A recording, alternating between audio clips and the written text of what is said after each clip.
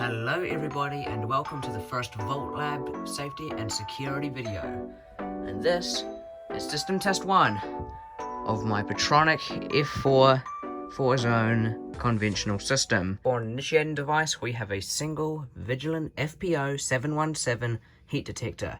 This heat detector caps at 57 degrees Celsius and is wired really poorly. I actually overestimated the wire length, unlike the many instances where I underestimate the wire length. We have two alerting devices, one audible, one visual. Here we have an Ampac Viper Sounder 205-0013, or just a Viper, whatever you call it, Viper Sounder, and it is the white version. We also have up here a Patlite Mini RU-12, runs on 12 volts, hence the name. We have a few security systems as well, or I say that's one little security feature that ties into the panel's door interlock. And of course, I need to test the system in order to showcase it to you. And of course, I forgot to plug in my hairdryer. Give me a second. So, what's inside the system?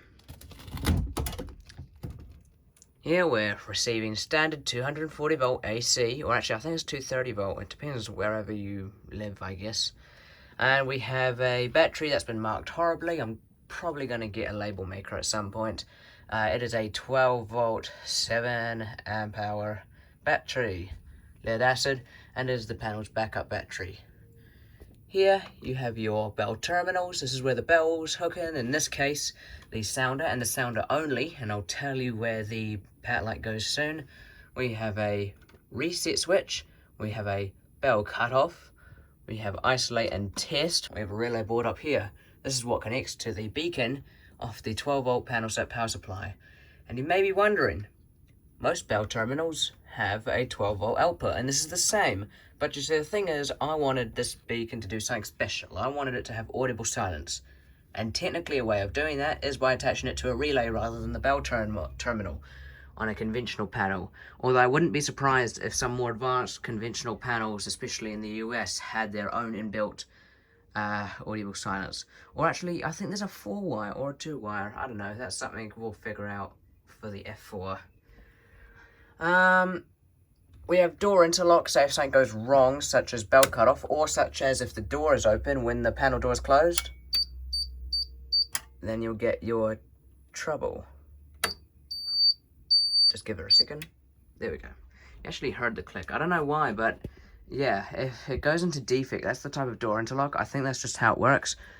The little lock thingy here, it doesn't quite exist. I mean, it does exist. It exists right there. I took it off using a screwdriver through this back unused knockout because I don't have a key for the panel, so instead it's held closed with tape. And that is how the panel is going to live.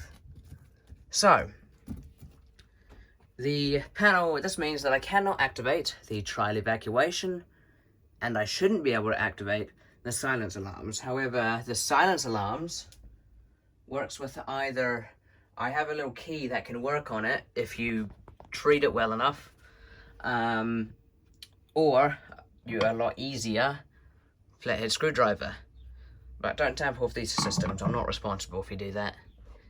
So, I guess it's time that we test it out, which we are going to do with this hairdryer on max fan speed, max heat, and we'll see how quickly it takes to go off. Enjoy.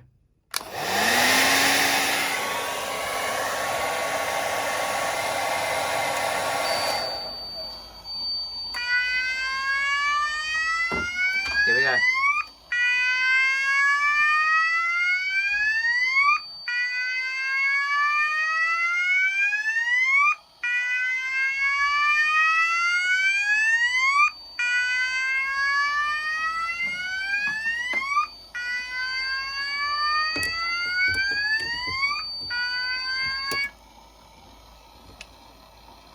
The panel is now silenced. The defect should come on, which it does because the panel is silenced, and I can actually turn the silence back off to reset it.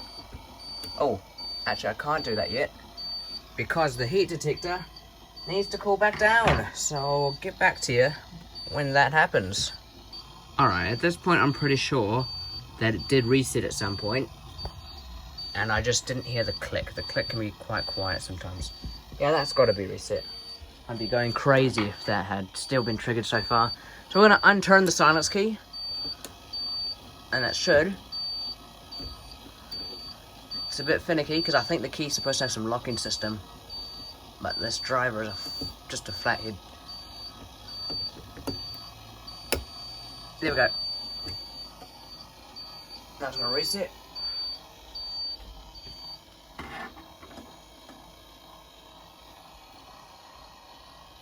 And it will just take a second. Hey. Okay. Alright, I'm not going crazy. I'm pretty sure I just heard it click. Right then. So I'm going to hit the onboard reset. Notice how that resets the relay immediately for some reason if you use the indoor panel reset. Oh, we'll wait again.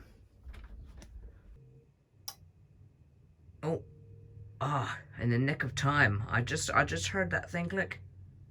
It really has to get that cold. Yeah, and you see it just finished resetting. If it had have clicked like 10 seconds later, then I would have had to reset the panel again. But anyway, that is going to do it for the first system test of the F-4 electronic fire alarm system. I hope you guys have enjoyed the video, and I will see you guys New Year's, or probably after New Year's, because I'm not streaming or anything. I'm just recording it and then I'll post it later. But see ya.